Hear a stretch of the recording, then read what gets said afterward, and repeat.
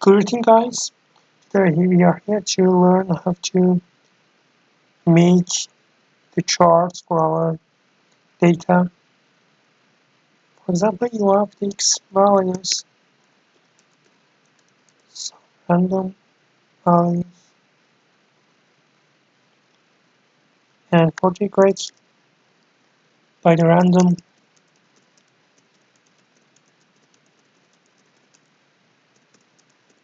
Okay. For creating the chart for these values, you need to select them, and for the toolbar you put insert, and you can see charts type here. For example, utility column charts or histogram charts or 2D line. You can see lots of the charts, but the most useful chart is a scatter chart, just the points or the lines, or without a point, just the lines, and other type of the charts. For example, I select this chart. You can see the x values and y values for the main chart that we created. Sometimes you need to compare two type of the values in one chart. So, for example, we need the grade two values. I put them randomly again.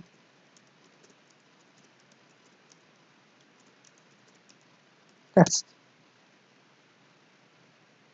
for inputting these values to our chart, you need to go to filter, chart filter, and select data, and then you need to push the add. You can have the name or leave it, and series x values for these values, and grade values are the new values that you want to compare, and select it, OK, and that's it. Now you have two charts in one chart, and you can compare your values with each other. Other options are in the charts.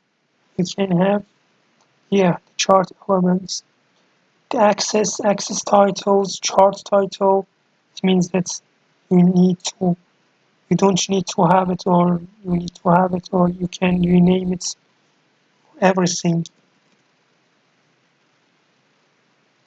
And other options, the thread line for example, the series, second series.